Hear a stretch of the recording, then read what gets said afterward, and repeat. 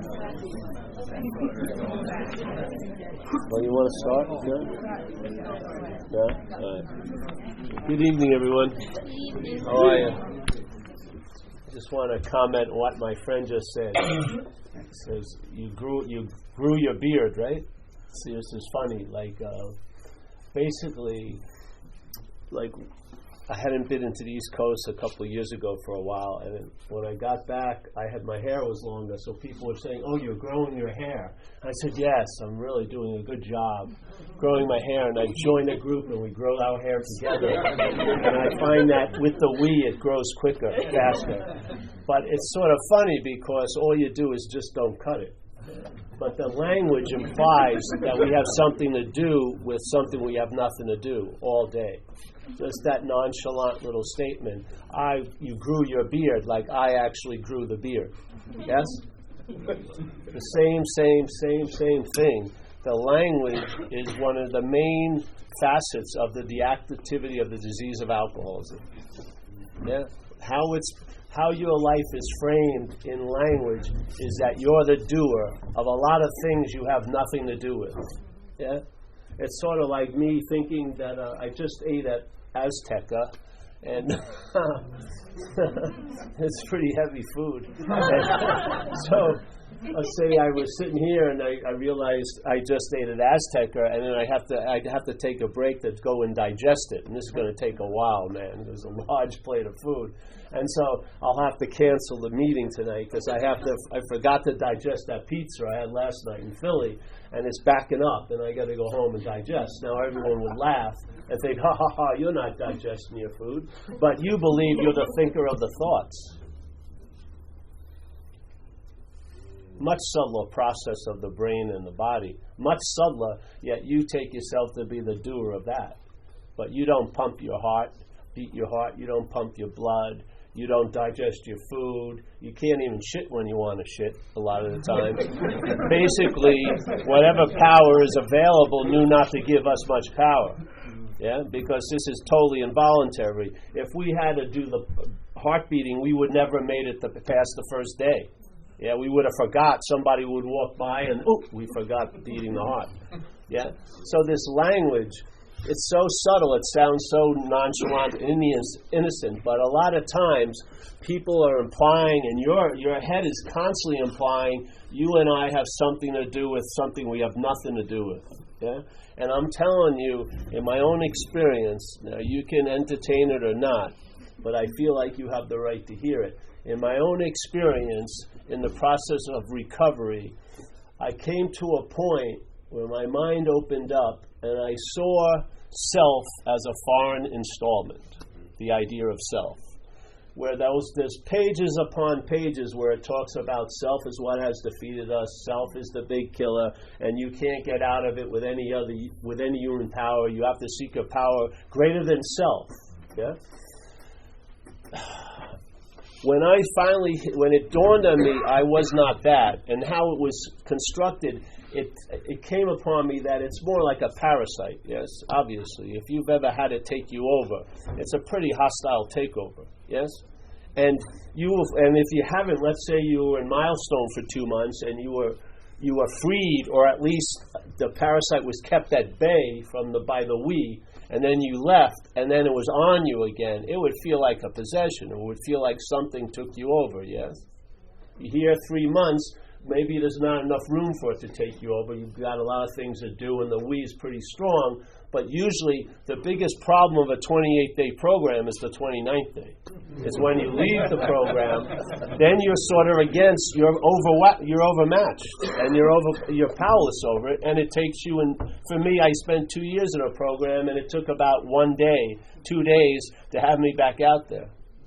Yeah, started running an advertising, telling me what I'd been missing for 2 years, making it sound really romantic and exciting. Like it omitted a lot of facts, like getting shot at and run over and beat up.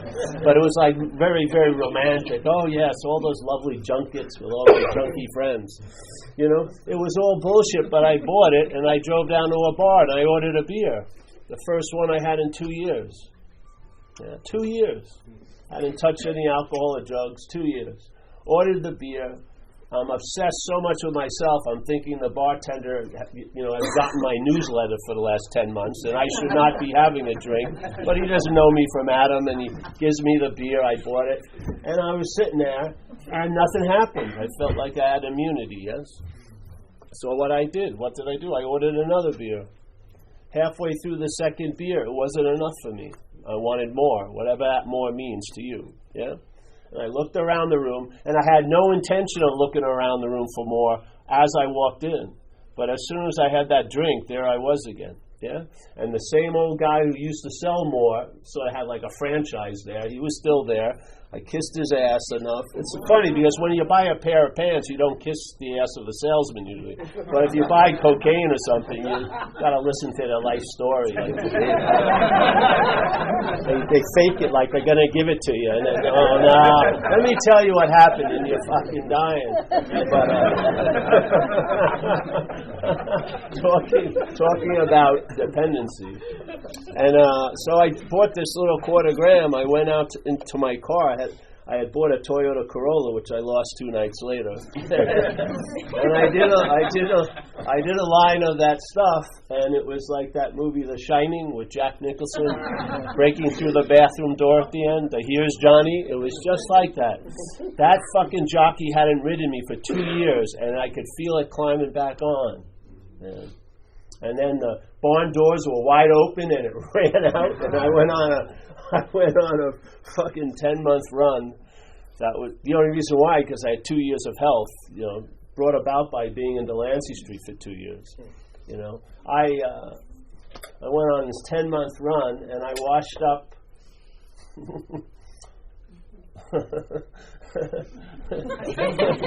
I washed up in a trailer park about an hour and a half from San Francisco. I went out in San Francisco St. Patrick's Day. 3 days later, I'm in a trailer park with some guy I don't know, drinking a bottle of Royal Gate vodka, passing it back and forth. I don't know if you have it here. You probably have it here, but with a different little name on it.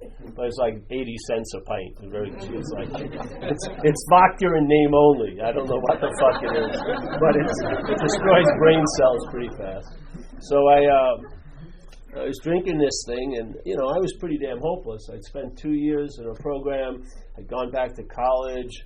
I had a nice place. I had the Toyota Corolla, and it went out. It went really fast. And I was really pitifully, incomprehensibly demoralized.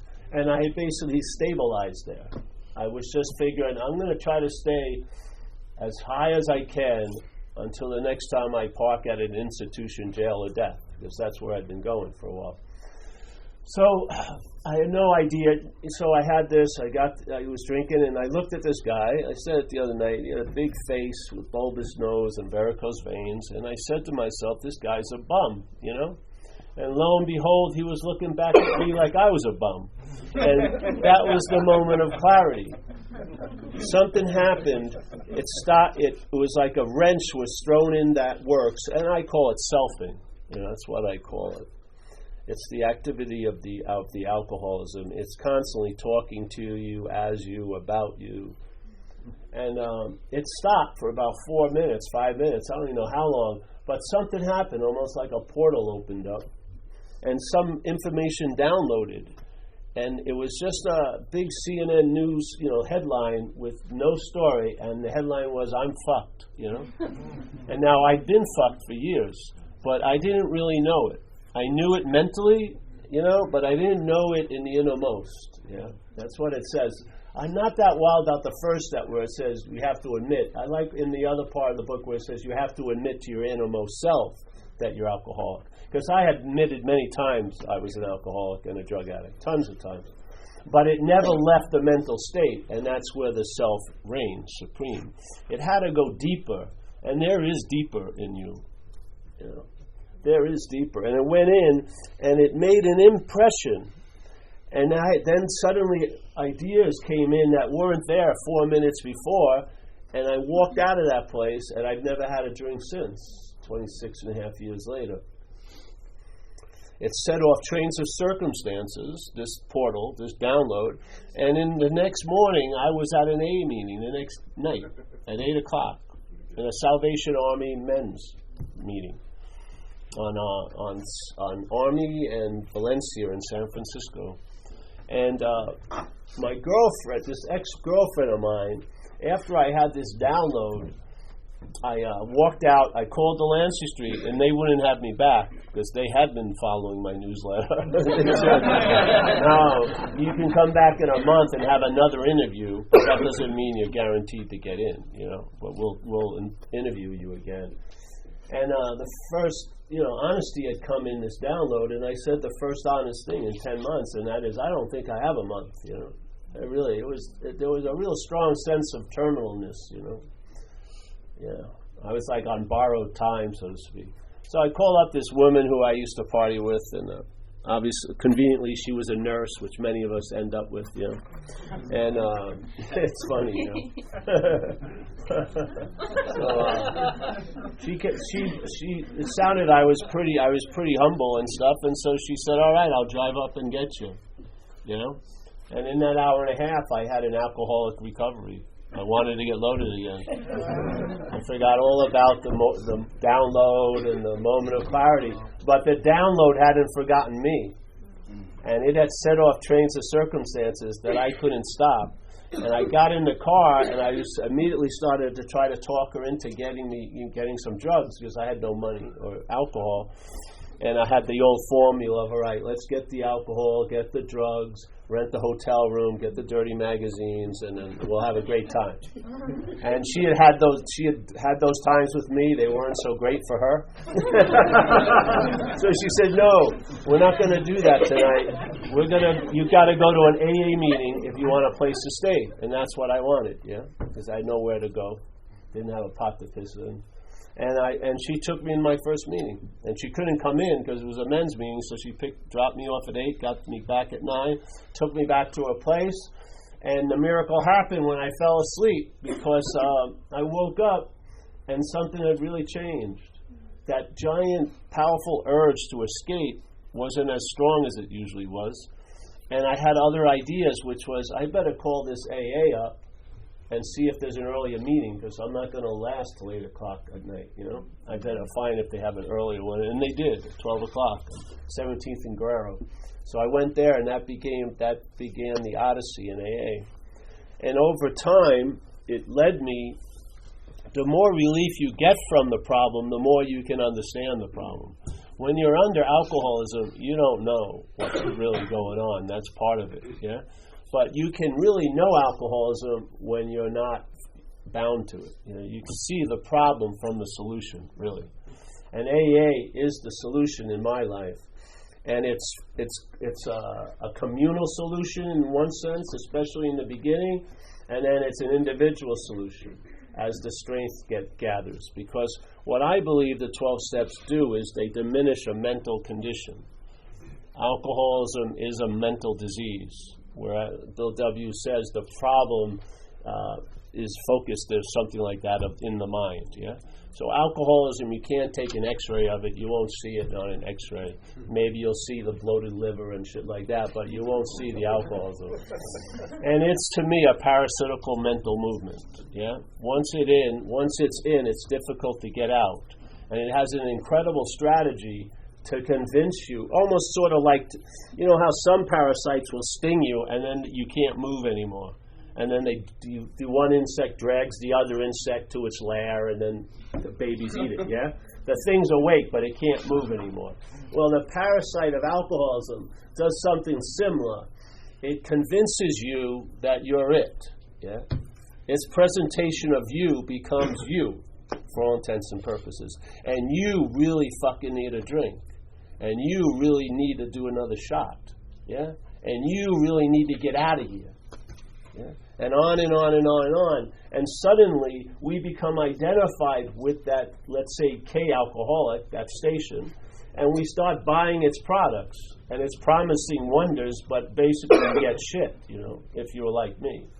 What I had when I was younger, as soon as I started to drink, it was obvious I had magnetic appeal to people in uniform. As soon as I started to drink, I started to have consequences. And the alcoholic of my type is willing to pay any consequence tomorrow not to feel uncomfortable now. That's the deal.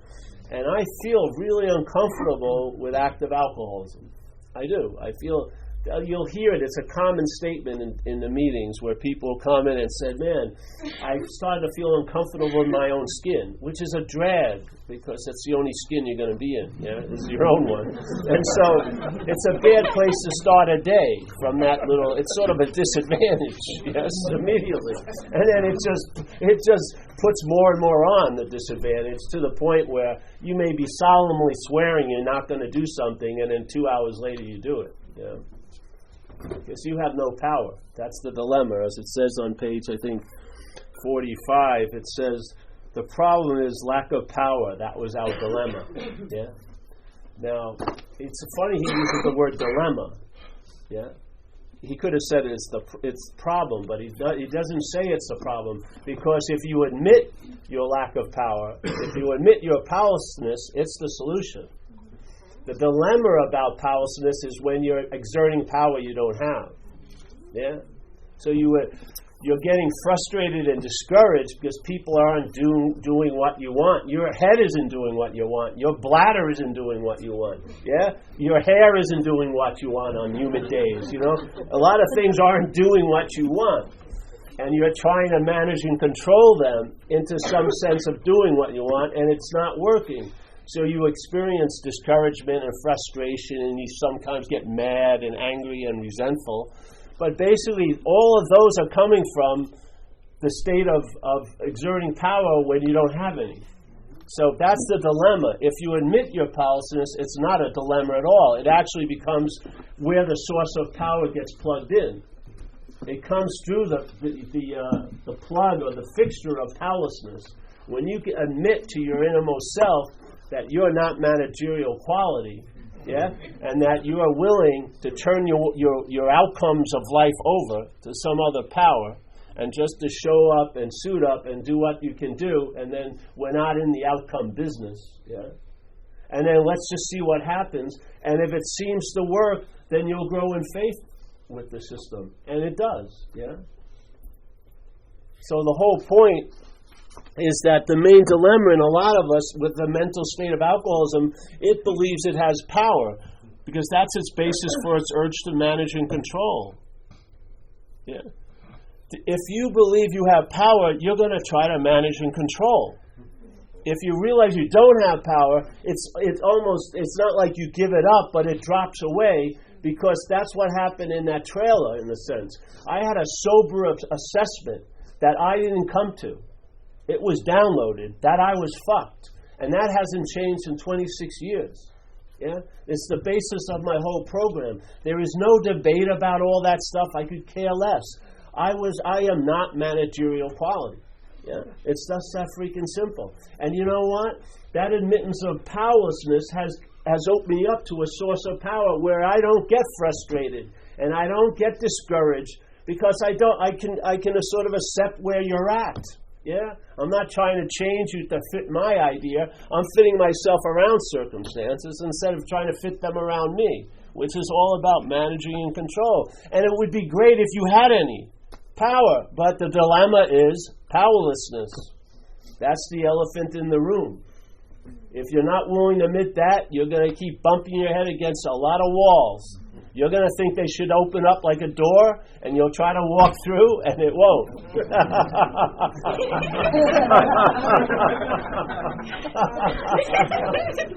And it's not forgiving. It's not going to change its opinion. Yeah? So you have to fit yourself around that. So what happened? So I started to go to meetings, and I was listening to people for a few months, and I came in with a very thick skin of terminal uniqueness. I really, really was so separated from fucking everything. It was funny, because when I was a kid, we'd have a family picture when I was 3 or 4 years old, and I had my older siblings and my mother and father, and one of those portrait type things. And we were all sort of shining and smiling, and I looked like a little cherub. And then after a few years of alcoholism, it looked like I was pasted in the picture, you know? I'd be there, but it looked like I wasn't there. And I'd be looking at my mother suspiciously. These aren't my brothers and sisters. I don't know these people. You know, it's what happens. You know, what happened to that little cherub? A mental state got developed and took me over. And I was dying for a drink way before I ever found one. Yeah, I was quite uncomfortable from about 6 on. Yeah. It was just nothing, man, it was just unbelievable, man. I walked through the hallway at school one day, 11 years old, pretty girl said hello to me, and I went home and wondered what she meant by it for 5 hours. You know, does she like me? Doesn't she like me? On and on, just blah blah blah of selfing. And no matter how I looked at it, I could only see how it pertained to me. I couldn't see it just a person walking by. No. Her look was meaning. There was some hieroglyphic meaning into it. No, she didn't even notice you, and millions of others haven't in this life. So, you know, this is a sort of like a very uncomfortable state that doesn't just stabilize, it progresses. You know, 6 led to 7, led to 8, led to 9, led to 10, led to 11, hormones, acne, woo, big explosion, totally just more and more absorbed in here, yeah, and taking counsel from my own head. And its advice was not good.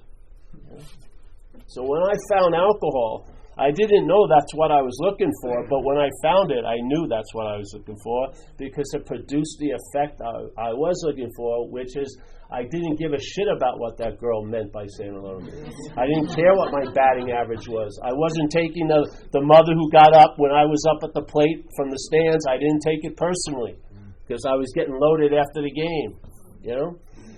It worked to a point.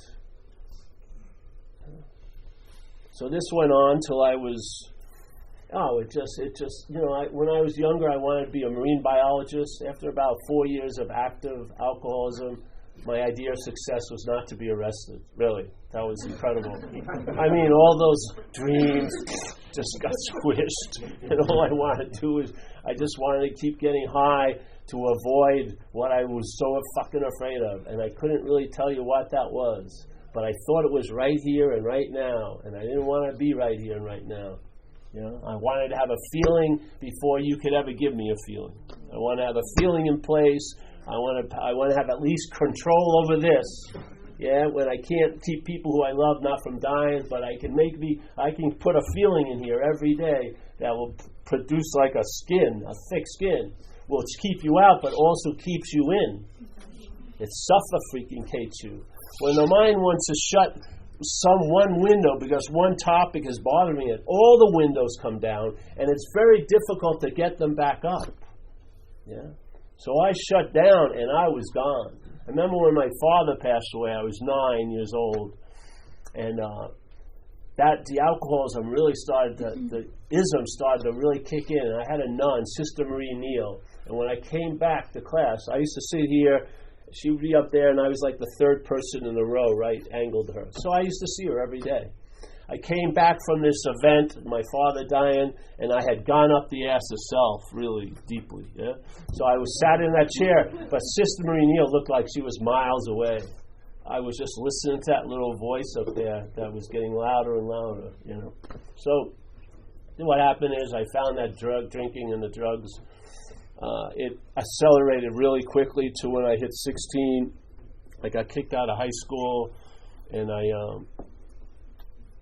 had my first major arrest. I was selling drugs out of my mother's house, and they raided the house, and I had 1,000 hits of LSD in there, and so I got a big arrest, and that set off a lot of trains of circumstances where I got arrested quite a lot when I was 17.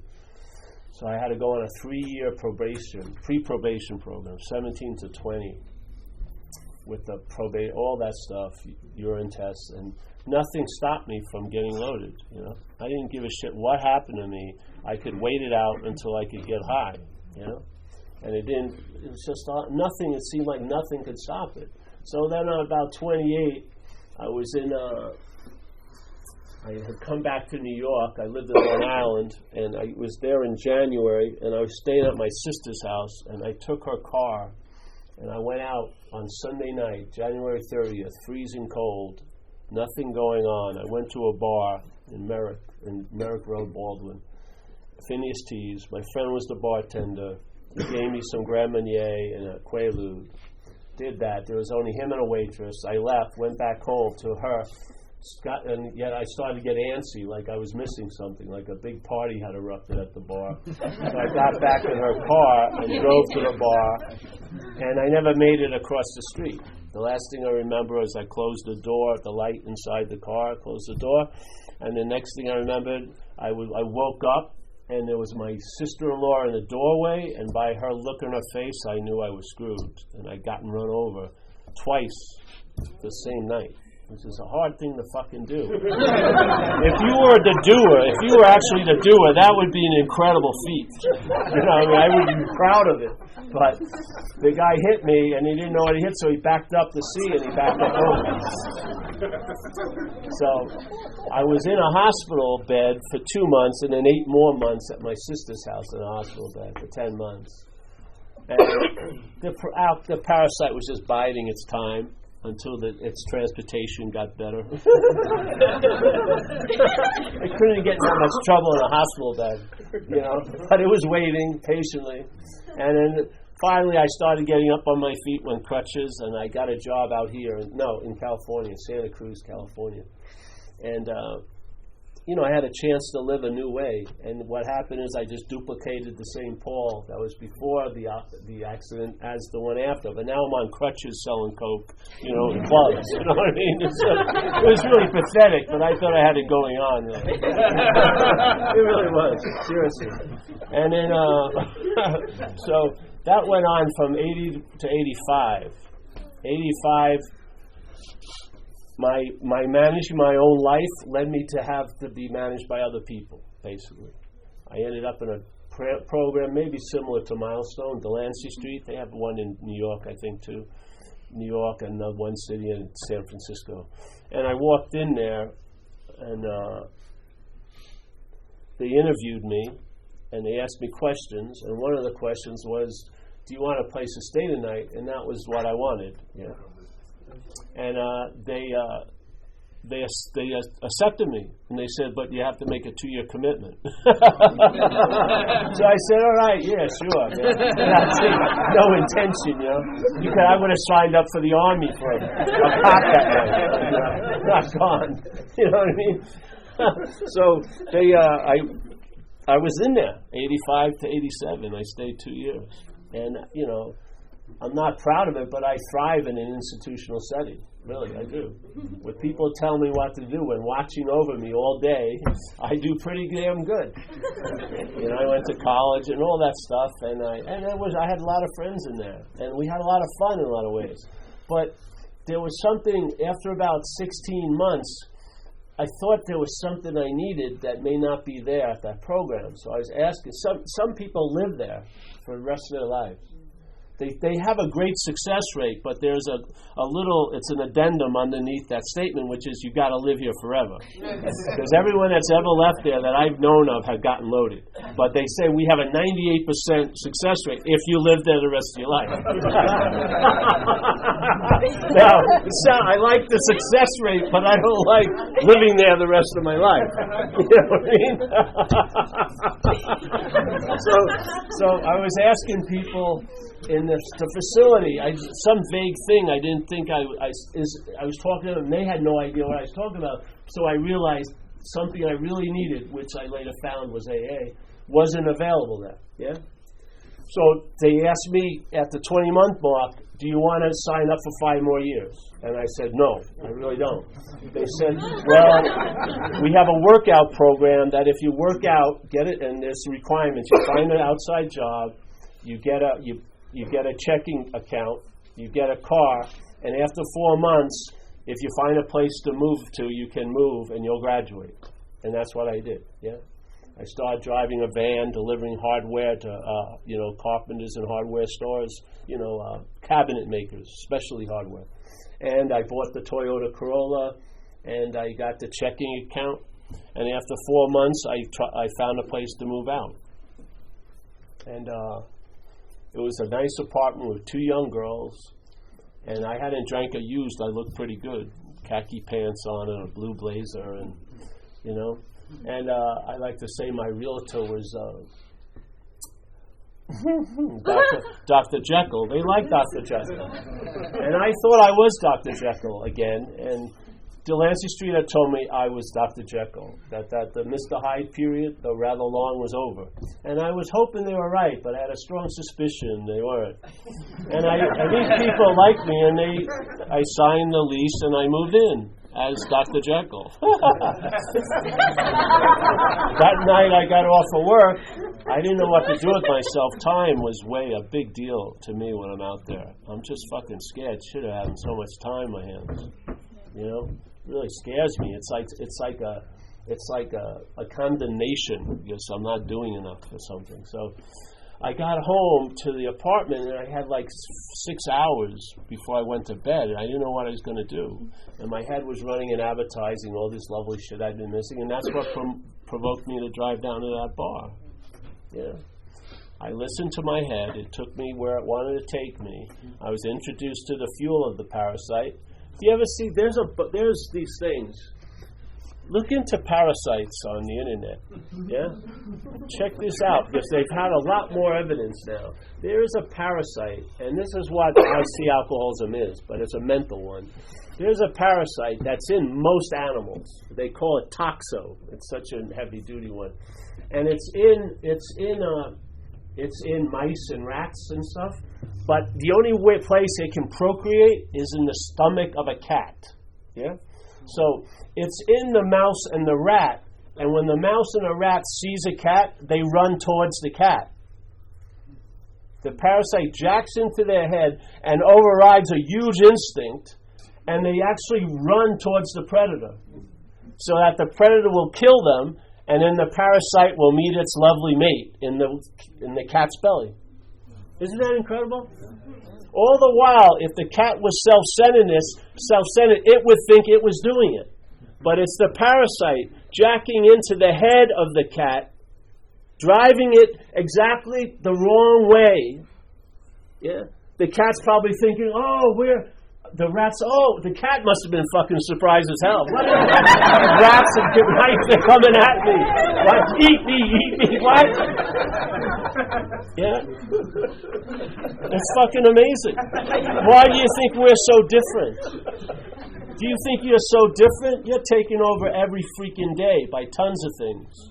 Yeah? And maybe a lot of things are coming in and taking you over and not taking you over. Maybe there's an occupation that's had a pretty damn long time in you. And you may be calling it you now. Yeah? And when it sees the cat, it's going to run towards it. When it sees the little drama that could cause it to have to leave this facility, it may run towards it. When it sees the alcohol and the drug, it may run towards it. Or go back to that bad relationship. It may run towards it. And all the while, in the self-centeredness, you'll be saying you're doing it. Just like I'm doing the beard, and I'm growing the hair. Most of us are not the driver of the car. Yeah? Right now, the parasite is waiting to take us over. If you leave this facility, you'll be easy prey. Yes, that's what it does. It's got patience on its side. It's going to find an opening and burrow in there again, and it's going to start talking to you, and then it's going to shift and it'll be talking as you. Have you ever noticed that? If you've been away from it for a while, it's like a salesman trying to sell you something. Hey, why don't we go to that old bar? Maybe we'll see that 8-year-old girlfriend we once had. Maybe she could be there. Yeah? And it's really working you, trying to convince you. But then there's a point where it becomes you, in a sense. Now it's talking as you. You're at that bar. Yeah? You're at that bar. Rationalize why it's the fucking greatest place to be. Yeah? And all day we keep identifying with the expressions of the parasite as ours. How can you be free from what you take yourself to be? It's impossible. That's how it deadens that urge to be free from it, because now you have an urge to be free as it. And this idea of freedom may be doing a shot of coke. Yeah. Hell be damned about the consequences. 5 seconds is good enough for me, because I can thrive in your system all those years you're fucked up in jail. You don't think it's overriding you? Just like that thing overrides the cat, the mouse, and the rat's mind? A huge instinct of survival? Can't stand it. There's stuff in your belly called candida, yes? It's a little bit of a fungus. It grows in there. It grows all over your body because it broke through the intestinal wall and get into bloodstream. They think a lot of sinus infections are this is causing a candida, all this stuff, yeah? It's in the brain, yes? It's a very old fungus. It means the king, in a sense. Well, candida has a certain fuel it likes, which is usually sugar coming from white floury pastries and shit like that, yeah? Now, the candida doesn't have legs to go to Entenmann's to get any of these pastries. It's in your intestinal gut. It has it doesn't have an outside line it can call up for delivery. It has to convince you to get what it wants. Yeah? And when you do, and you start eating tons of Entenmann pastries, all the while you'll be telling the story how much you love Entenmann pastries. Yeah? That's how taken over we are.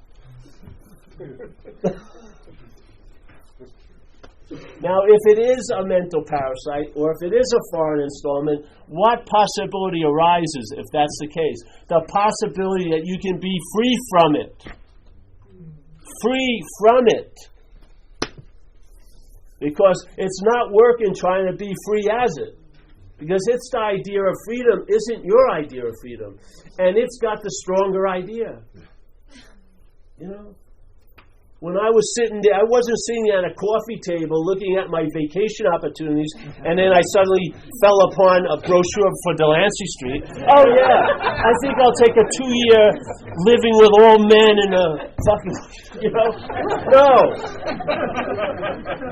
The game board of life, we end up with only 1 or 2 squares. Yeah? And we don't even know how we got here. Yet we're claiming to have done it all. Jesus.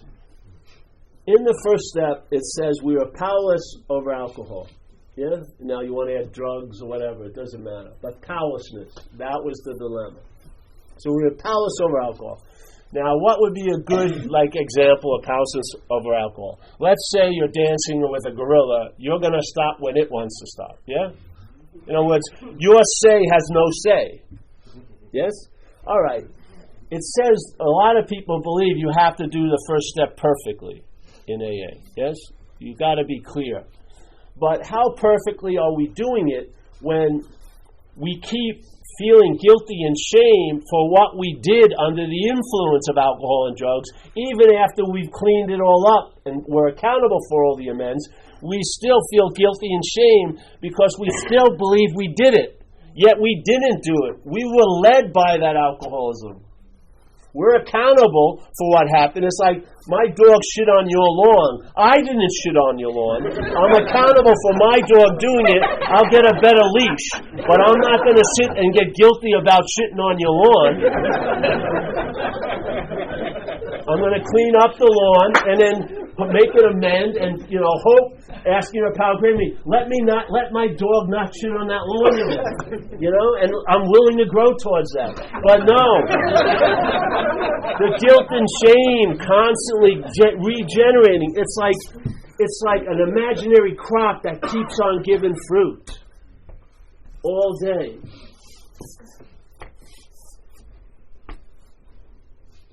Guilt and shame, the only place guilt and shame can rest is on personal doership. And if you were truly powerless over alcohol or drugs, then you weren't the doer of what was going on. You were the done by. You were the transportation. Yeah? Let yourself off the hook. That's what happened with me. I came in AA, I got the idea of disease, yes? And I was about 1.5 years sober. I was going out with my first fairy princess in AA, wanting to impress her. I was with my friend and his girlfriend, My friend rode motorcycles, and I had a motorcycle. We drove over to his apartment, and we had to go up these stairs, and we were going to just hang out, And this Asian woman came down. She had paint on her pants, and then she just walked by, and then we went in, and then he went down to get something from his bike, and he came back and says, "Hey, my neighbor would like to talk to you." And I thought he had told her I'm a painter, house painter, and maybe she wants some professional advice. All right? She walks in and says, "Hi, Paul. Do you remember me?" I go, "No, you owe me $500. Yeah? So I owed her money. Now I want to impress this girl and my friends, and basically if I felt I was the doer of that, I would have been very fucking embarrassed and shameful. And none of that came up because I had gotten the disease. I had gotten step one, that I would have done what I did to her to anyone. Unless you could physically stop me. That's that. Yeah? Now, I paid her the money, but every time I sent her a check, I said, "You're only seeing this because of AA." Because if I thought I did it to her, I would have tried to avoid her for the rest of my freaking life. Responsibility and self-centeredness doesn't stay responsible. It goes and it morphs into a lot of guilt, a lot of shame, a lot of denial, a lot of disassociation. I mean, you don't want to see one person, you'll move out of the fucking state they live in. Yeah? Anything to avoid losing your face. Yeah? But the funny thing is, it says you've got to be willing to lose your face instead of your ass. Yeah? And save your ass. But for me, I thought my face was my ass. That's the selfing. The selfing is, there's an image in you that you're taking to be you. That's why some people will see you totally different than you see you, because you don't see you. You're thought about all fucking day. And they're not thinking about you all day, and they sort of see you as a presentation, and they think you're being... I've been in relationships, when I left, she was totally surprised. She showed me the films. I always had a smile. My story was, I'm feeling so imposed upon. I'm confined. I've got to escape. I was having a fucking blast. But my story wasn't not even close to what was really going on. But I was up the ass itself. I took the story to be what was happening. Yeah.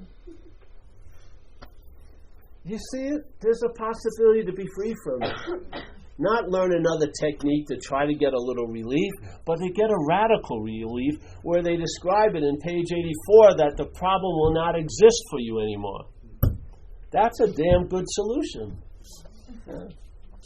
The problem won't exist for you anymore, and I have that experience. I actually have it stabilized, because if you take it a little farther and you realize you're not that which is driving you crazy, that is a foreign installment, then you can exist. The problem will not exist as you anymore.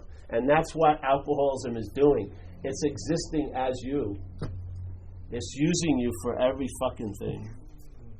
You're going to the store for it, you're going to jail for it, you're going to places like this for it.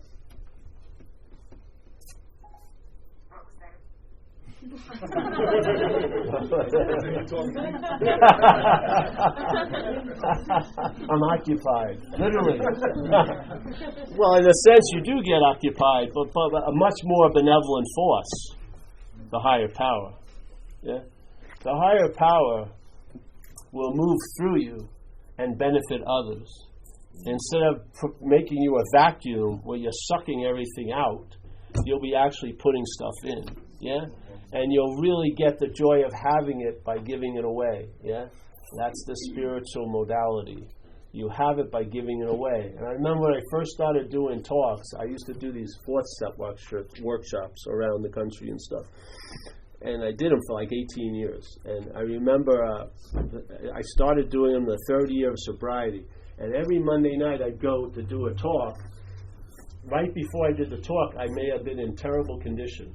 One time I was waiting to hear if I had AIDS, and back then you had to wait for 3 weeks. You know. Another time it was, my fairy princess just broke up with me 5 minutes before. I had no money. But no matter what seeming condition I thought I was in, when I sat and I was willing to be of service. That water came through the hose, and all was forgotten for that hour. So how real could it have been? Not forgotten like getting loaded forgotten. I mean forgotten, being wide awake. Yes? And it batted 1,000. Every Monday night, no matter what condition I was, I'd sit there. So I'm not a real believer when people say that you have to have it to give it away. I believe if you're willing to give it away, you'll have it. I really do. If you're willing to be the hose, there's so much water that wants to come through here. I swear to God, we're dying of thirst.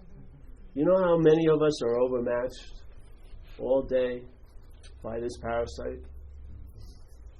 I get calls today, yesterday, people back home, neuroscientist, he's no match. He knows all about the brain. It's not helping them one bit. Self-knowledge will avail you nothing. Yeah? The parasite gets very familiar with you, and you know what? You're its only host. It's not going to let you die easy. You'll be getting like fucking limps and abscesses and missing teeth, but you'll keep on cooking. You're not going to die. It's not going to let you go. I mean, most alcoholics don't die fast, do they? No, they don't. They just go on and on and on and on and on. It's incredible.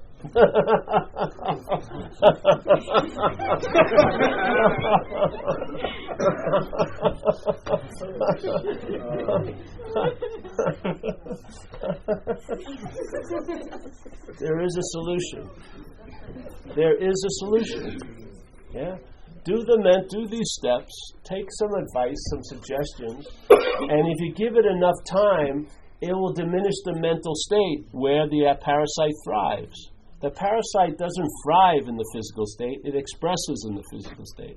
Nor in the emotional state, it expresses there. It thrives in the mental state. That's where it's demonstrated, that's where it's active, yeah? And that's where it runs its number, yeah? This is what I believe the steps do. I don't think the steps produce a spiritual awakening. I think they allow you to waken up to the awakening. You're already awake. You've always been on.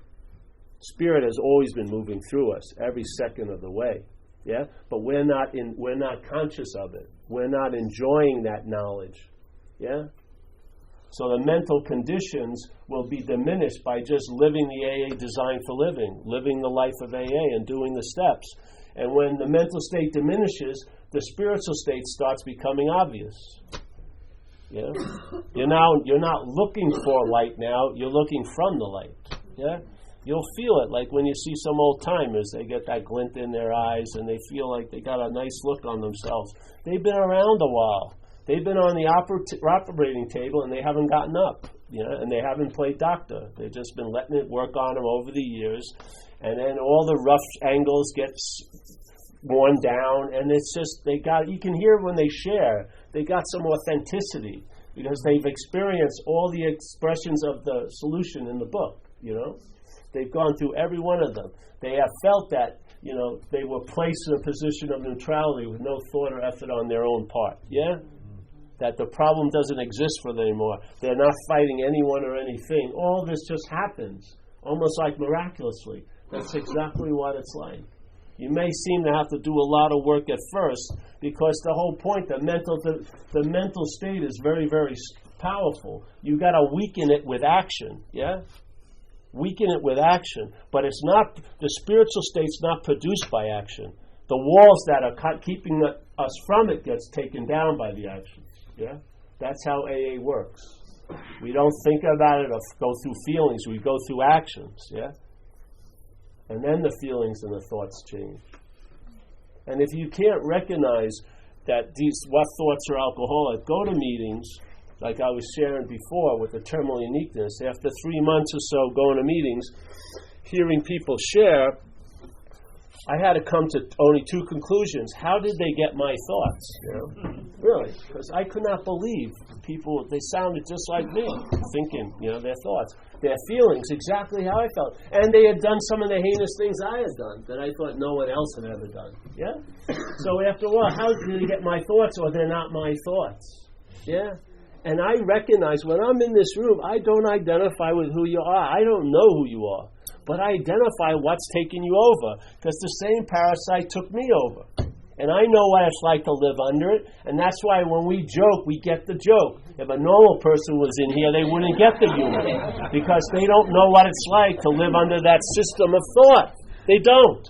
They have self-centeredness, but we're like, let's say self-centeredness is like an acoustic guitar. We've got alcoholism, amplified guitar. You know what I mean? You know, with fucking Jimmy Page wailing it. I mean, we just take ourselves way too seriously. It's unbelievable. So, you know, we're here laughing because you know what it's like. And how could you know what it's like if you're not me? Because you've been taken over. The same thing that took this over is taking that over. And that's what it doesn't want us ever to recognize. It doesn't want us to see that it's a foreign installment or a parasite. Because the next thing that would come into our mind would be, hey, I can be free from it. Yeah? Instead of what we're trying to do with our lives. We're trying to fit ourselves around it. We're trying to socialize it. We're trying to discipline it. We're begging it, please, don't ruin this next party. You know what I mean? Don't come, please. You know, and all this shit when we could just walk away from it. A free person, like a free-range alcoholic. Literally. Having that sense of presence, you know. Did you ever hear that on page 63? It's a beautiful thing, this description of what happens. If anyone's had it, they'll know, you know. It's beautiful. It says, when we sincerely took such a position, the position is surrendering our life and our will to the care of that higher power. Yeah, that's it. That's what the first pages before that, that's what he's talking about, you know. God's now going to be the boss and we're going to be whatever. And so he says, all right, when you sincerely take such a position, all sorts of remarkable things followed. Yeah. Now, if we had a microphone, we asked people here to come up and start sharing their remarkable things, we could go on till Sunday. There's been so many miracles in a lot of our lives. Yeah. All sorts of remarkable things followed. We had a new employer, being all powerful. See, now there's no dilemma of the powerlessness. Yeah. Because we admit we're powerlessness, and now we're connected to that all-powerful source. Yeah, we're a conduit. We're not the reservoir. Yeah, the lawn is going to be nourished through us, not by us. Yeah. Yeah. We had a new employer, being all powerful. He provided what we needed. I use this with the people I work with to this day. All the time, because they're worried about their circumstantial financial situation. And you always go back to this principle. Hey, this new employer is going to provide what we need if we just keep close to him, and you can't be far away from everywhere. Yeah. I mean, seriously. You can't be far away from everywhere. So that first requirement's already set. So he's asking one little thing. It is. It says, and performed his works well. Do some freaking service. Yeah. Then you can feel rest assured you're going to be taken care of. A day at a time. For every day that you ever have. Yeah? And I'll tell you something. Maybe you can doubt it now, but after it's proven 4 or 5 years ago, and you think, and you're holding on to those doubts, they're not yours. They're the parasites. The parasite, a miracle can happen in your life if it gets in 2 hours. But it remembers a supposed resentment for 35 years. Yes? The parasite in your life, something good is going on. How long does it take for you to get suspicious of yourself? When's this girl going to figure me out? How could she possibly like me? I'm such a fucking crazy character. You know what I mean? How long? 10 minutes, 15 minutes? You know? Yet the same head, if you're feeling bad, it says you're entering a lifelong depression. Doesn't it elongate the bad and shorten the good? Do you want every one of your days to have that done too? Every day, shorten all the good. Oh, it can't last. And then elongate all the bad. Oh, this is going to last forever. All day, every day, you want to live that theme? You're going to drink. And it would seem like a damn good idea. So we provided what we needed if we kept close to him and performed his work well. Established, let's not put it on out there yet, eh? Okay. I want to just get in this.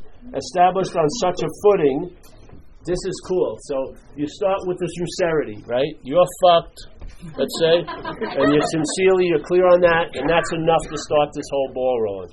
But after a while it rolls, the recovery progresses also.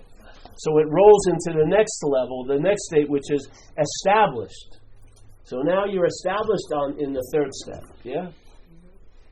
You're established there. And now look at what happens. The effects quantum leap, yeah? All right, established on such a footing, we became less and less interested in ourselves, our little plans and designs. And I love the use of the term little, because, when you're up the SSL, all your plans and designs seem big, don't they? He says, your little plans and designs. More and more we became interested in seeing what we could contribute to life. You're not practicing this. You practice AA and this happens. You're not practicing this. You can't practice it. But it's an effect of doing AA. And he's describing tons of effects coming from following the AA way. So more and more we become interested in seeing what we could contribute to life as we felt new power flow in. This is when the hose recognizes the water. Yeah? It feels the new power, and then its purpose is defined. Before the water coming through, it's just an empty plastic little circle, and your idea is to try to fill it up, basically. But now the water's moving through it, and its purpose or its seed assignment is defined, yeah? To be of service. That's our purpose, yeah? So, as we felt new power flow in, as we enjoyed peace of mind. Peace of mind is there for the taking, but we can't enjoy it with the mental state we're usually in. We can't enjoy it. It actually provokes agitation. The idea of peace drives people crazy, that they don't have any. Yeah? As we felt new power flow in, as we enjoyed peace of mind, and that is such a fucking relief, man. As we discovered we could face life successfully, as we became conscious of His presence, that is unbelievable shift. Instead of so hyper-conscious of your thoughts, you become conscious of the presence of the Spirit. And the Spirit is not thought. It's in between all the thoughts. It's around all the thoughts. The thoughts are appearing in it, but have nothing to do with it. It's your own innermost, yeah? Waiting to have some influence in this life. As we became conscious of His presence, this is what's going to happen, we began to lose our fear of today, tomorrow, or the hereafter. Oh, shit. I never thought I could worry about the hereafter. And he says, no, that'll be removed too. We were reborn. Why not? That's even before the third step, basically. It leads up to the third step. Everything that's described in this book, and I'm sure a number of people in this room could agree, I've had an intimate experience of all the descriptions of the problem, and I had an intimate experience of all the descriptions of the solution. No other book ever in my life has been that complete. Yeah? It describes exactly what I'm not, and then it describes what it will be like when I am what I am. Yeah?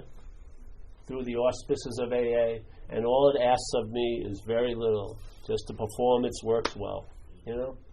Do some service, be available, and if you are present, you are available, and you'll be of service. That will be your attitude. Yes, you won't have to do so much. You may, but your attitude will be of service. Yeah. So, any questions?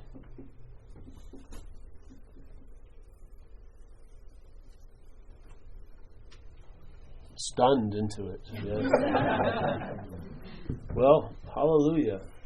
Literally, it's good news. Yeah. Maybe entertain those thoughts that are going on are alcoholic thoughts. That in a sense you have nothing to do with them unless you act on them. And then you're going to be beholden to all the consequences.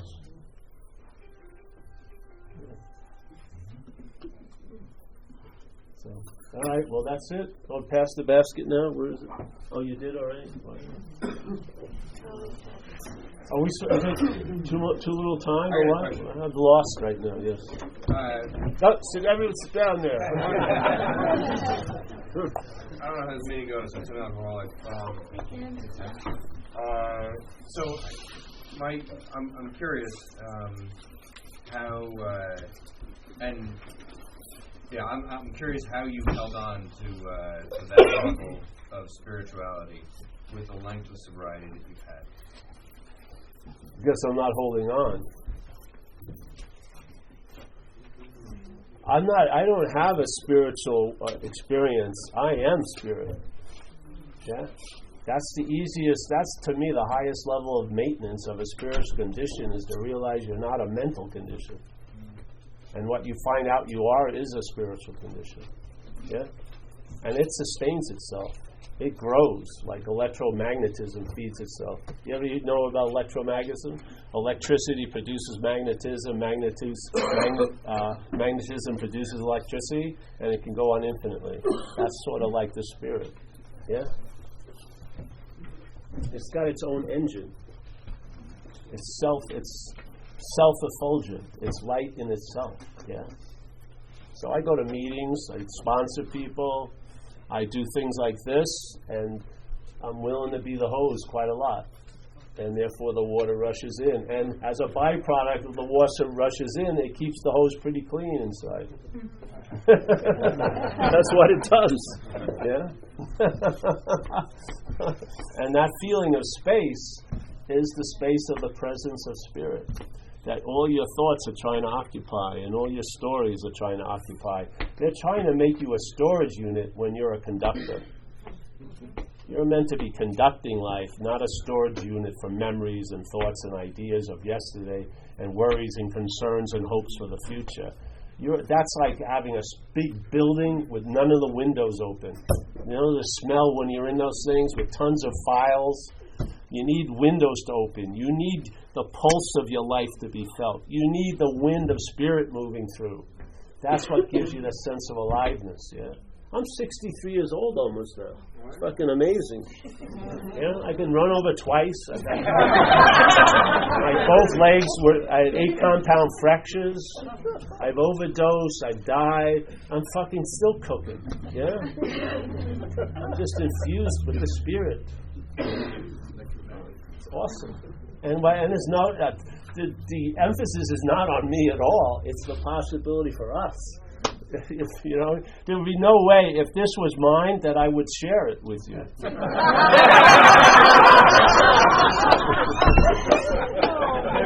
You'd have to pay a lot more.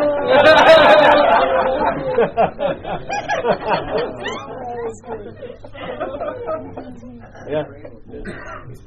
I don't know if that's more of a question or just, I don't know how to say it really, but like this parasite we all have, you go to the doctor and they always want to give you something, like, oh, well, maybe you have anxiety, we'll give you Zola, Lexapro, I'm sure we all heard of this stuff, and, then you start to think you're crazy, and my thing is my mind, it's always rambling, even years of sobriety, it's just ramble.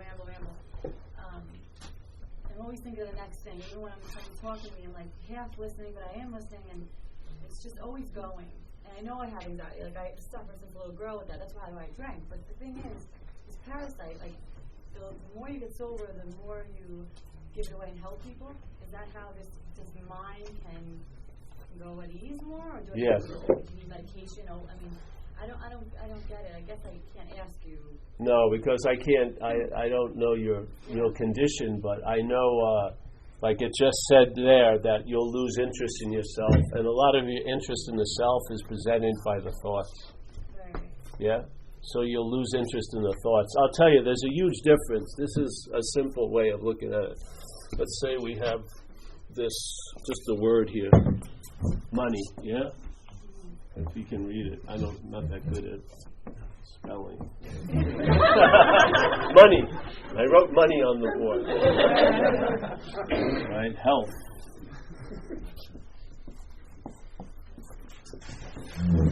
And let's put money again. No. Health and let's say relationships. How's that? Big word. All right? So everyone looks at it and it has a certain meaning, conjures up a meaning in you when you see the word. If you don't have money, it may produce a little bit of a, contraction because you're afraid that what not having money is going to entail in the future, yeah? Yeah. All right, so money, health, relationship. Everyone weigh it. Okay. Let's change the weight of it. Really easy. Put the word my in front of them. So, just like we were talking about, I'd love to all of you to have money, but not mine. Yeah? As soon as my is introduced, you don't change the word money, health, and relationship. You don't have to. This is your point. This is your part. You give meaning to things. You and I are meaning givers. Yeah? In this, there's a book called The Course in Miracles where they have a lesson. It's a very interesting download to the book, where they talk about that you and I give everything all the meaning it has. That's what we're doing. It's called, you call it your subjective experience. In other words, this is one event, but there's thousands of meanings that are going to be had by it. Yes? Because you're going to give it a meaning different than everyone else. Okay? All right. So money, my money. My is the act of owning or claiming the money. Just like that statement with, oh, you're growing a beard. Yeah? That was like a false claiming that I'm the beard grower. Yeah? When I have nothing to do with it, as long as I don't shave. Yes? This is what the mental state's doing all day. You have a thought, but it's held as your thought. Yeah? Your thought. Now, let's say I'm having a thought that's really bothering me. If you sat right next to me, it isn't contagious. Yeah? You're not going to get it. Yeah? And you go, why is he so bothered by that? But if you held the same thought as yours, it would probably have a huge effect on you. As long as you saw it as mine, you have immunity to it. But the same thought, if it was about you, it would have an impact. Because the thought isn't producing the impact, it's you. You're producing the impact. What you represent is giving meaning to the money, my money. So let's say someone has a belief about money, and even when they have $1 million, they're still anxious about money. They're not responding to the ease and comfort it could provide because of their belief. It's not enough. Yes? Another person would be so grateful to be given like $5,000. Yeah? So it's not the money, obviously. Yeah? It's us. It's always us. It's always us. We're giving everything all the meaning it has. When you have alcoholism, you're getting a very bleak picture of things. It's sort of like you're throwing a big thing of yellow tint on all the rainbow colors of every day. So after a while, it looks just the same. Yeah? It's the same translation, the same story. What alcoholism does, it diminishes that yellow tint, and you start seeing life sort of as it is. And you see different possibilities. And where you used to see a threat, you don't see a threat anymore. Because the meaning giver has changed.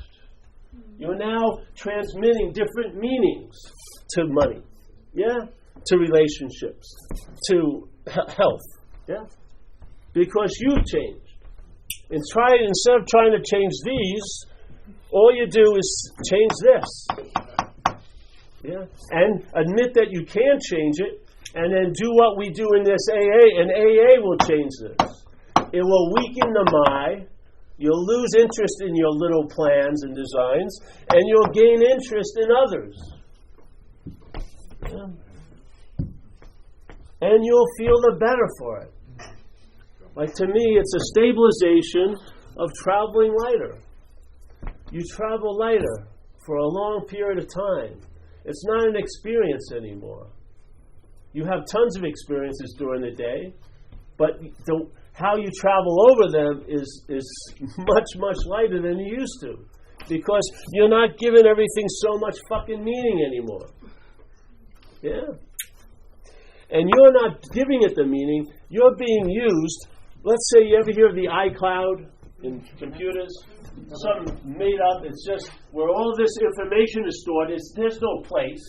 Suddenly someone, oh, there's an iCloud. There's no iCloud, right? It just goes into space. Information, yeah? All right. So here's this use, and it's funny, I call, we're connected to the me cloud. Me cloud. we're all connected to the me cloud through alcoholism, yeah? So the me cloud is downloading meaning through us onto thoughts and onto situations. And then we're reacting to them as the real meaning of those things. Yeah? So it can get so weird where you think your enemies are your friends and your friends are your enemies. It gets really distorted, doesn't it? Yeah, this is all coming. It's like there's just tons of potential.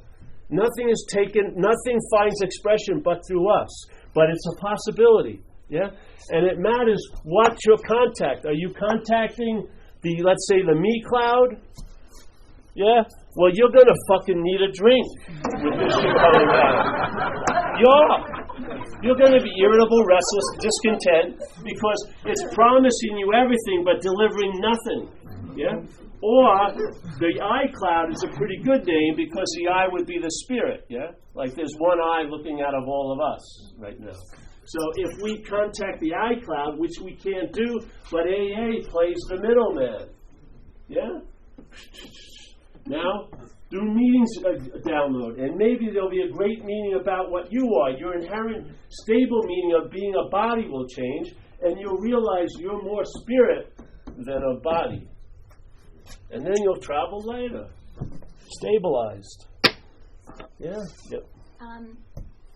You said that we're taken over by the parasite, right? And the parasite talks through us, to us, as us. Yes. And we believe that it is us. Yes. How did you eventually get to the point where you could differentiate between the parasite talking as you and this? Clearly around 11 years sobriety, something happened. Not that it happened in 11 years, but it happened in the 11th year of my sobriety.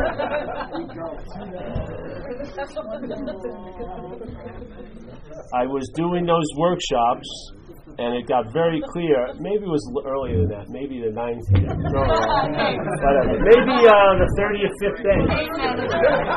Maybe after I paid Milestone for the next 6 months. But something happened where I was doing these things, these workshops on the 4th step, and I read from How It Works every Monday night. And one of the big sentences had a whole new meaning. Something happened to me.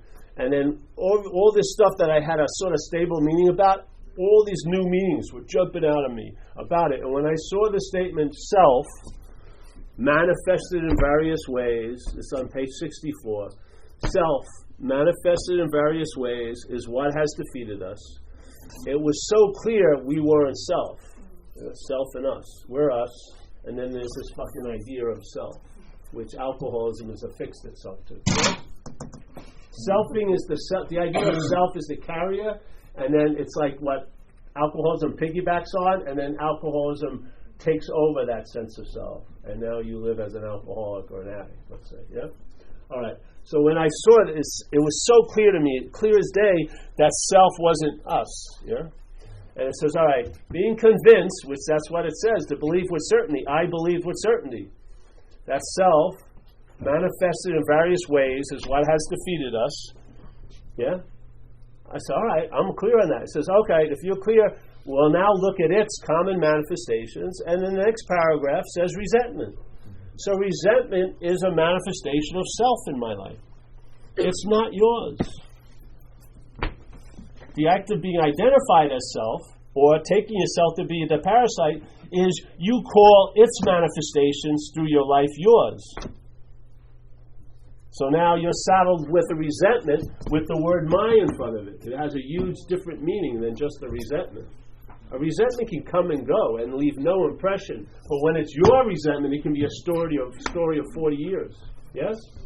Same thing with fear. Same things harming others in the pursuit of what you want. Those are expressions or manifestations of self in our life. Why do we keep calling them ours? That's the rub of the disease to me. It's called the act of being identified as a self. That's how I see it. And that's how it was revealed to me, and I haven't not seen it since then.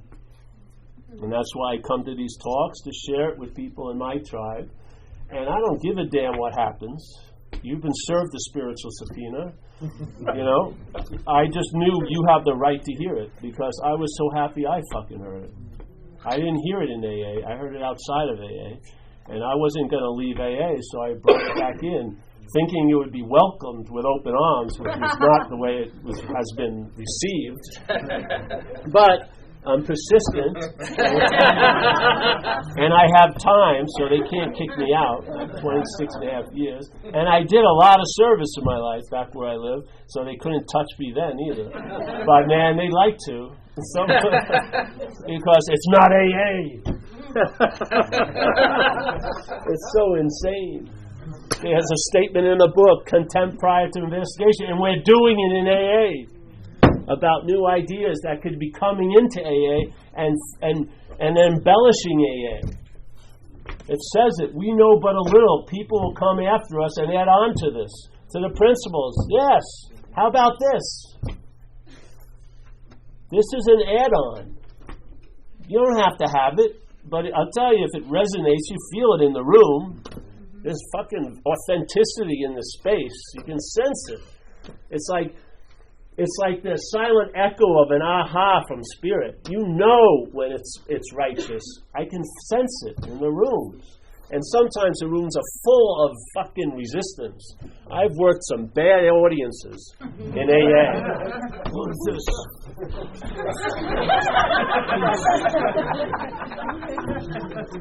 It's unbelievable. It really is.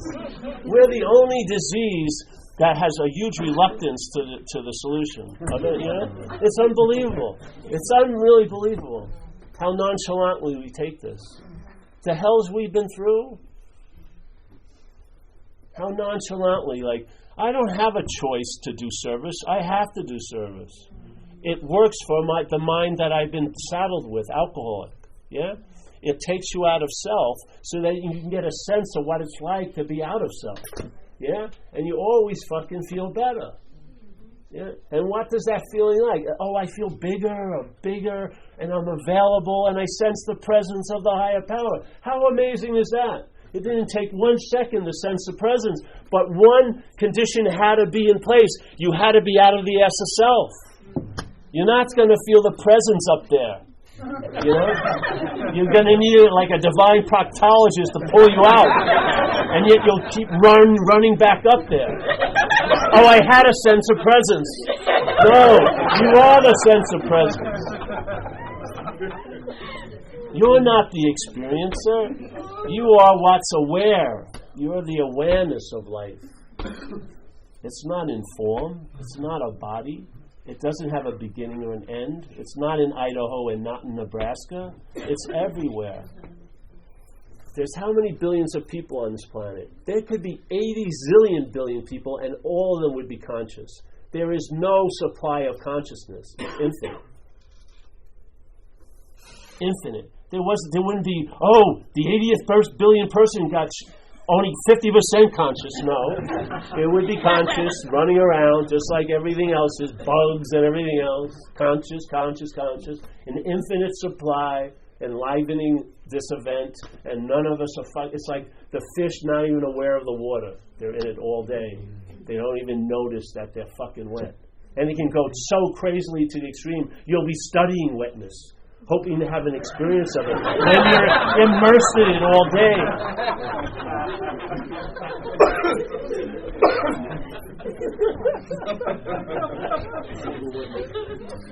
Yes. Thank you. I'm really happy I came to see you. You're great. I definitely know that I'm dying. I feel like I'm waiting to die. And like a few weeks ago, I was too impatient to wait. And You do what? too impatient to wait. So I'm really self-centered, you know. But listening to you makes me realize how self-centered I am, because I do agree that when it's very cathartic when I'm helping anybody with anything, but I get angry when you're saying that I'm very afraid of death, always have been, the unknown, whatever. And I thought if at least I had a purpose in life, then I wouldn't be so afraid when I died, because my life meant something. But I'm angry when I hear that my purpose in life is to help people, and I realize that it's self-centered, but I feel like I've been waiting for something good to happen to me, and I just want to express this, no matter how selfish it sounds. You know, maybe I feel self-pity still. You know, I felt my parents didn't like me, so I'm like, why do I have to give and give and give, and then I'm gonna die? Like I don't know. That's how I feel, and it makes me really discouraged to just give it all up. I'm so afraid, like of, you know, I'm off substances and whatever, not even drinking caffeine, but like I still want like attention. That's you know, I'm dying for sure, and I can't cross and give my will over. I'm too mad and afraid that my life I'm not going to get anything back for it. That's what I have to say. Thank you. Thank you for sharing.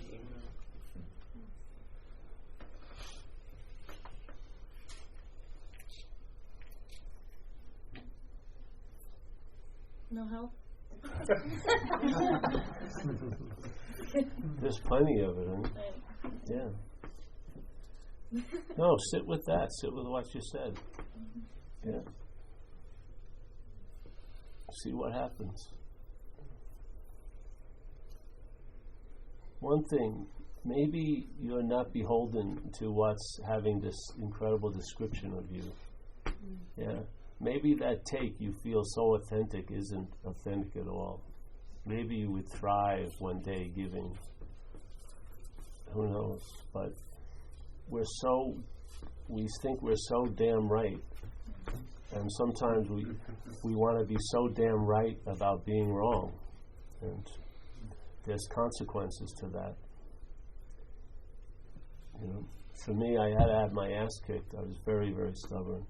It took me to 36 years and tons of bottoms, and a bottom wouldn't do it for me. It had to be an intervention, a divine one.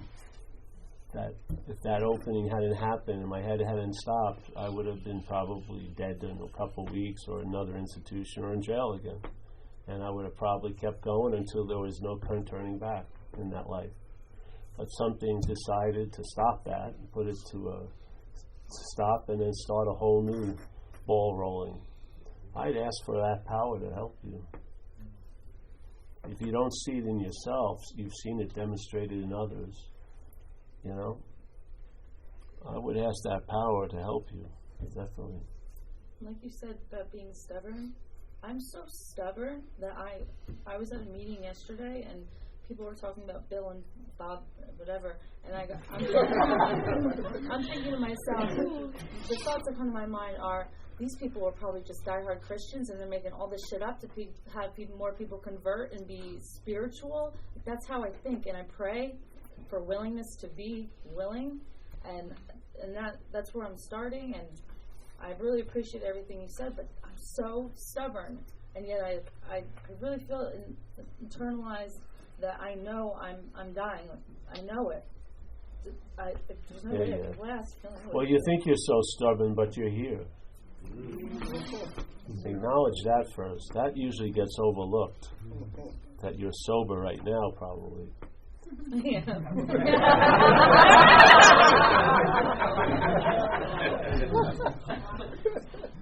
Yes, sir. Thanks for being here. Something that might help is, Paul talked a lot about just being here in AA and doing the work, because I felt a lot like that. I can't get this. I thought there was something to get. And I can't get it.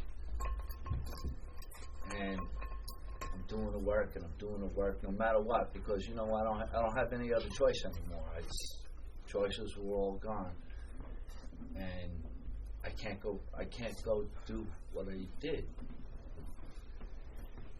And I was so afraid to of everything, but I just kept trying to do this work to the best of my ability, and by doing the work, lessen the mental state more and more and more. And then I kept looking outside that, seeking other places even. I had been in AA for 15 years and went back out. And when I came back in, I was absolutely sure that this didn't work. I went to meetings every day. And I prayed every day after I got back. And I didn't know what I was praying to or what and I knew nothing worked.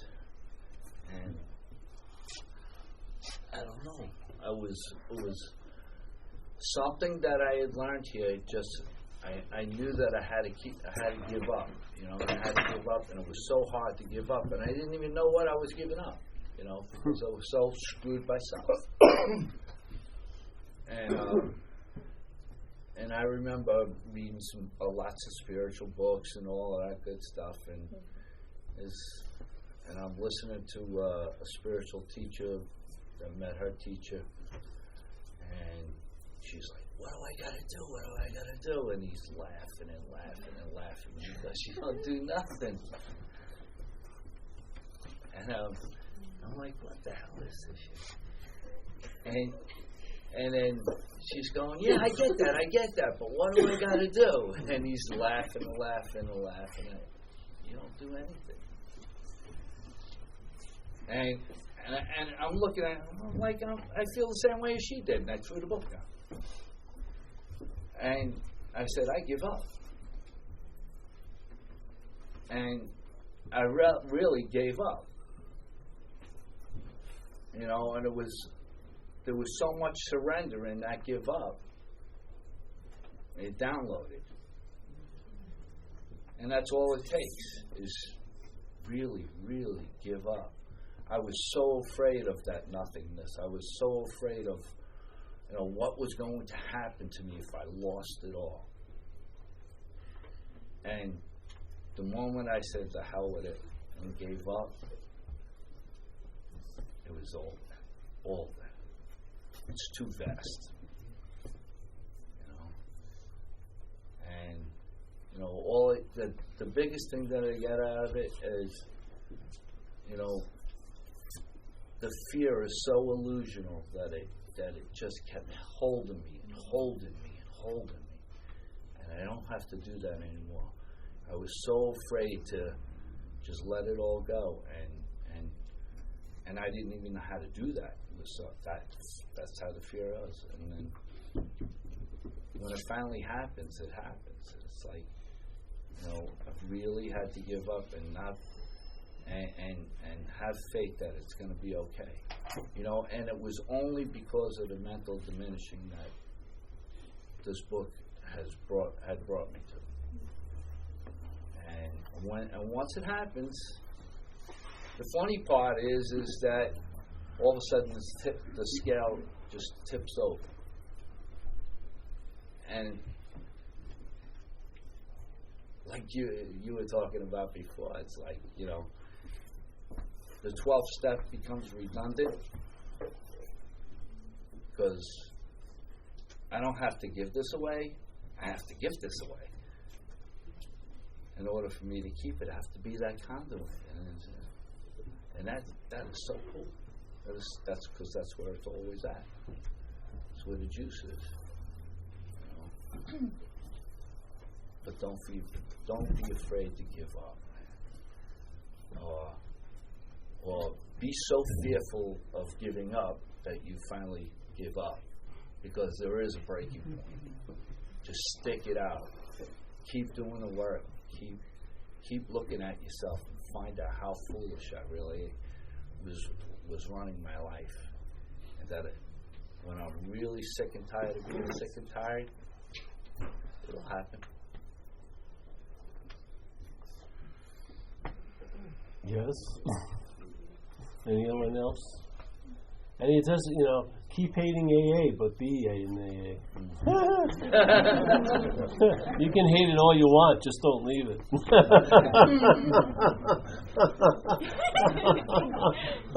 Isn't that really the parasite saying, I'm leaving, and then you realize your ass is still in the chair? Then you'll get a sense you're not that. It's yapping as if it's you, and after a while, more of you will be sitting on its ass, and you have to say, I'm out of here. No, hey, you're still here. Oh, I thought I was out of here. No, it's bogus. It needs your juice to do anything. If you don't give it the juice, it's just all talk, yapping and yapping and yapping. Yeah. That's it. Yes. Let's say a prayer.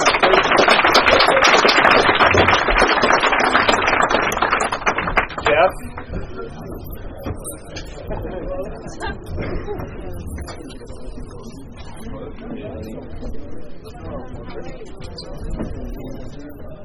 Latch on. Anywhere. Somewhere. There we go. If anyone's interested in any T-shirts, we got them back there. Yeah. Some of them wearing them right now. All right. Let's end it. Take us out the way you do it in New Jersey, but we'll do the we version of Serenity Prayer. So, God, grant us serenity to accept the things we cannot change, the courage to change the things we can, and the wisdom to know the difference. Stay. Stay. We say stay. Why do you keep coming back? We say keep coming back. But stay's better. Stay.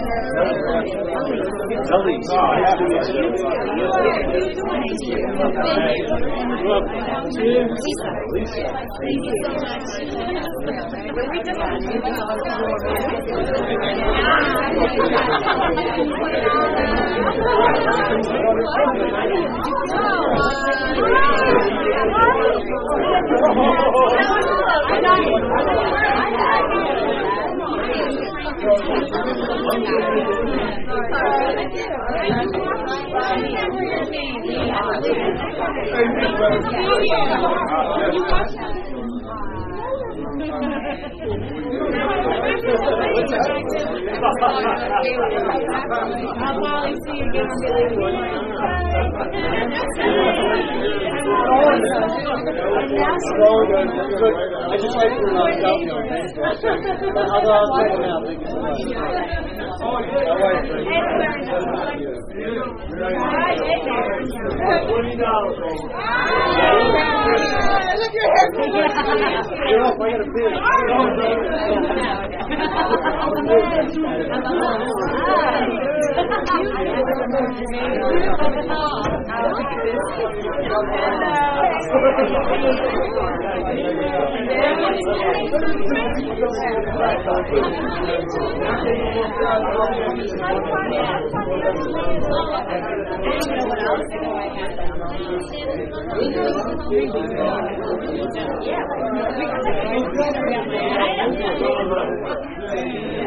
I didn't laugh quite back. Yeah, but I didn't say anything for a long time. No, but I didn't say anything. I didn't really say tell people to get a lot of so. Yeah, no, that's like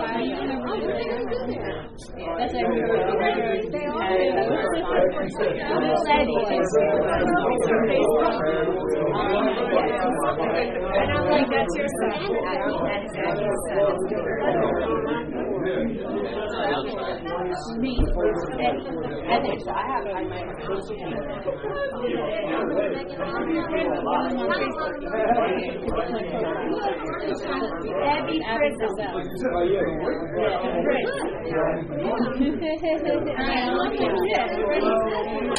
I like to say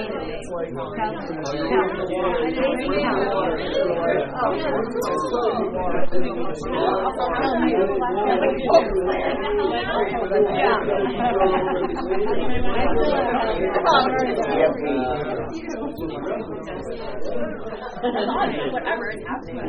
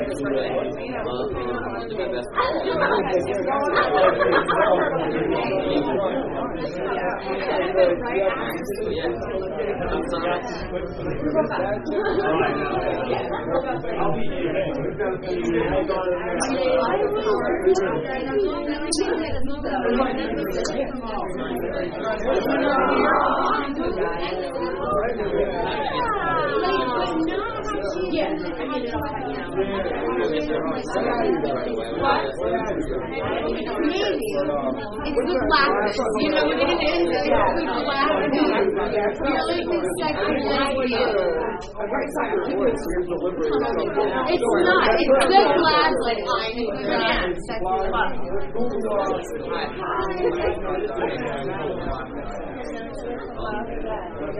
You didn't know that our natural I see those. Yeah, that's true. I took it first.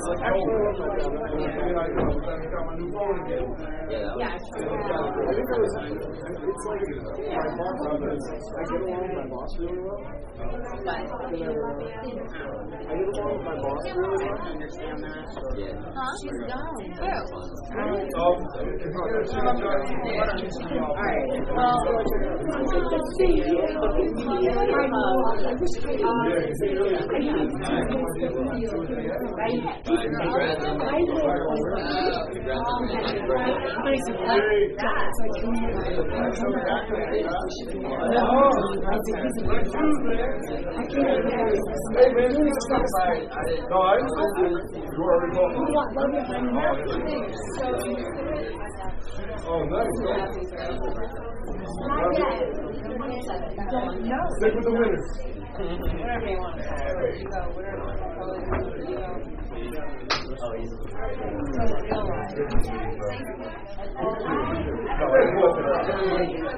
I gotta see something. Great, enjoy it.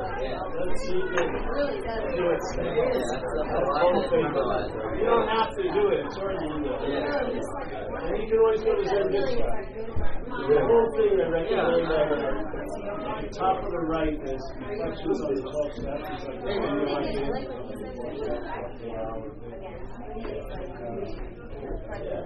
I turned him on to that, so he was a little bit aware. But he thought it was just a higher consciousness type of thing where we can expand our mind. But he didn't realize that you were actually a part of AA. Like you went through the first class. Yeah, I know a lot.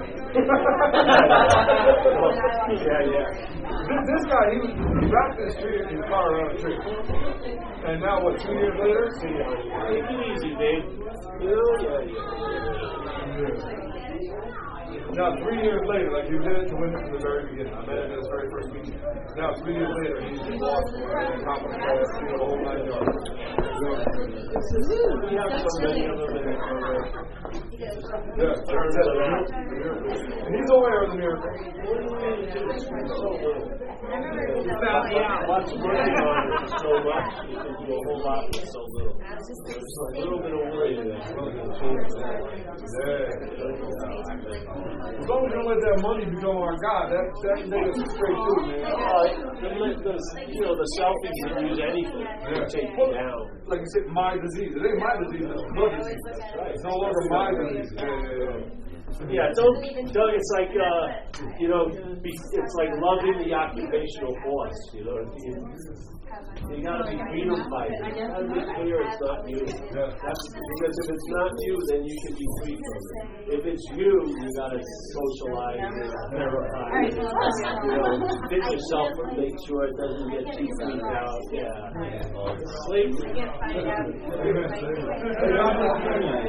I'm in Mill Valley, San Francisco. Okay, yeah. I only went to San Francisco once. Beautiful place. We're going down to the beach. Where did you get a job? What kind of work in the tech industry? Finance.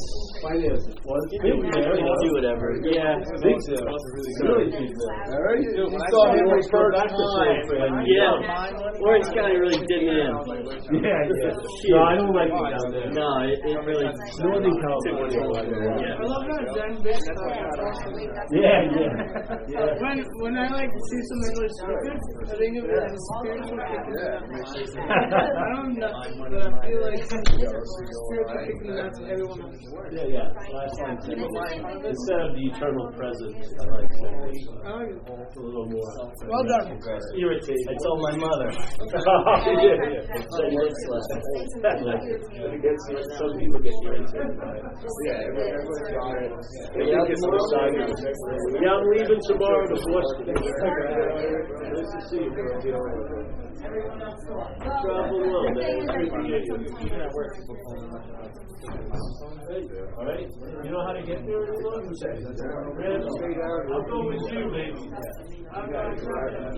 Taking rope and stuff. I'm not worried about it. Oh, is it 4 hours already? Yeah. Shots at work. On the long let's go home with you.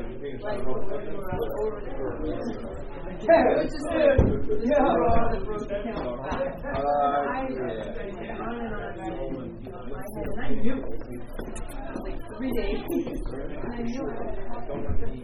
What day is it? People. Do you feel comfortable doing that already? I try to make three.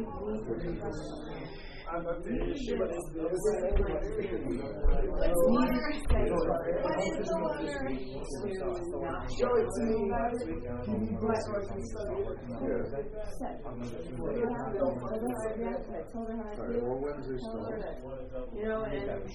Thursday. So are you even expecting her to not do? I don't know what. I wasn't expecting her to do this. I just needed to say.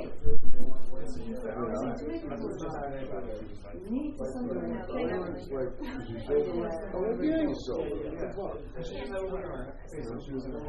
funny that the people who are close to you, it's easier to express to them rather than some stranger. No, but I don't want to be my question. It was a long, you try to tell her that, like, if she doesn't do this again, Well, maybe it's worked out really well. No.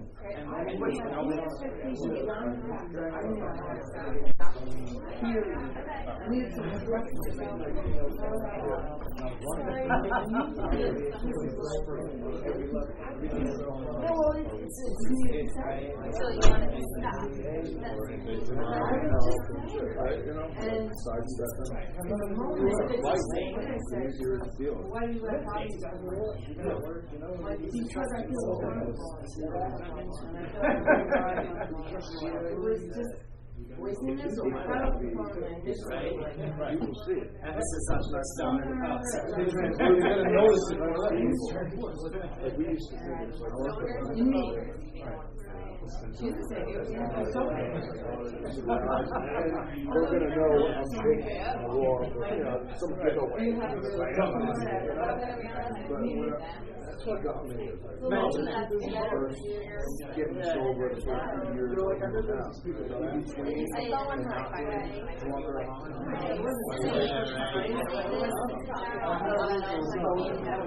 yeah, I got set up like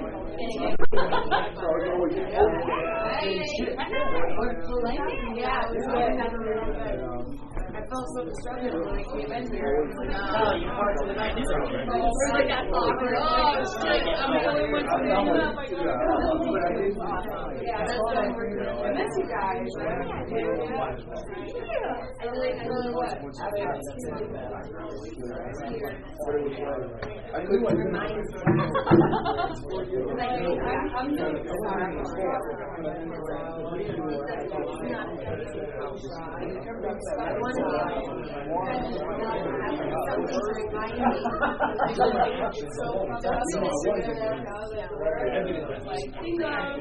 remember me? Just sitting around waiting for you. Yeah, I'm like, you know what? Shut up. Yeah. We're not getting coming. There's no way. We're not doing it. Don't do it. Like I don't do it. That was awkward. I mean, I got the same. Yeah, I was. Adrian was she's like, I call her.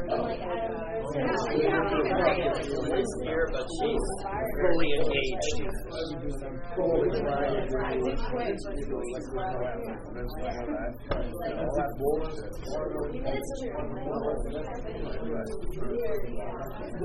You been at the porch on Thursday? No, I've been at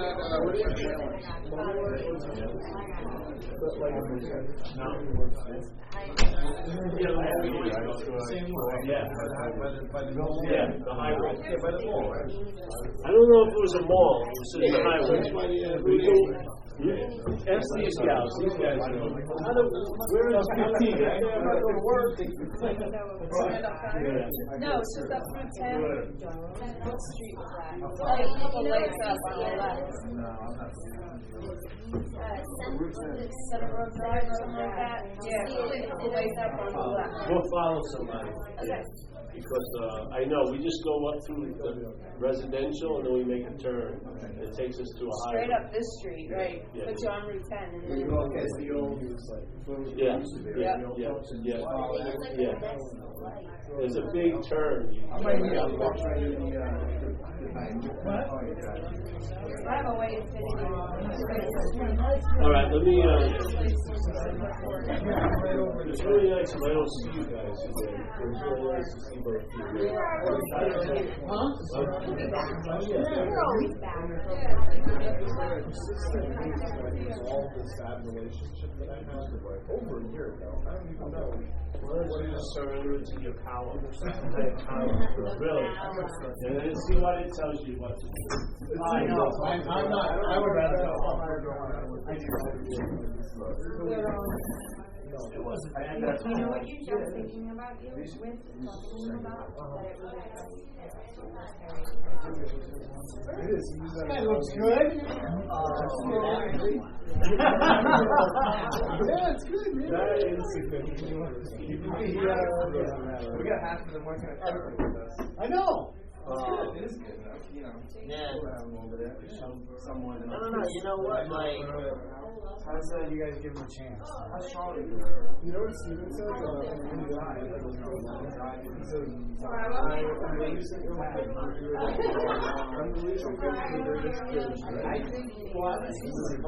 We're gonna go, man. Oh, wait a minute. Let me get this money. Yeah. Let's get the money and run. Yeah. Get the money and run. Get the money and run, baby.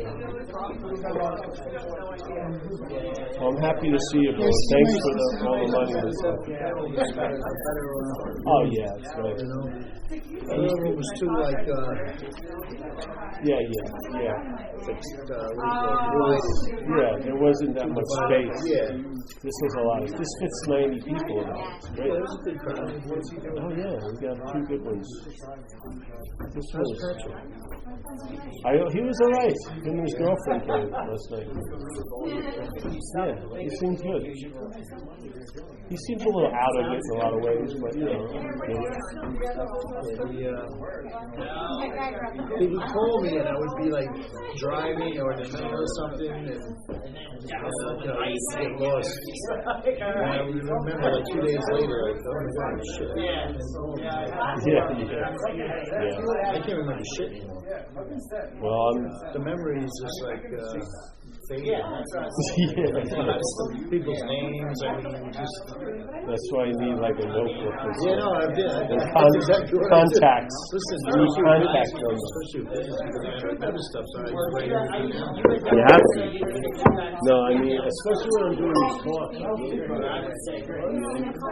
Usually I don't make it.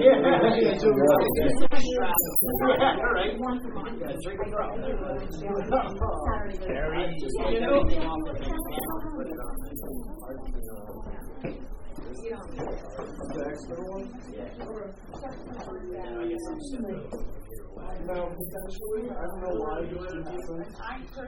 What had happened to me was where I put a hard drive on my computer and just not recognize it whatsoever. Oh, really? Yeah. Well, you did once before. Yeah, you got some emails for me from Friday night, for the Friday night meeting. Yeah. That's why I went straight to you with it. Because you're never ready. Take care. See you later. Yeah, just if you need to, just do a ritualized surrender. Make it sort of like a ritual. Just turn over that past relationship. It's none of your business. Yeah, I'll leave it before True words were never spoken. But do you remember in the train wreck meeting? I brought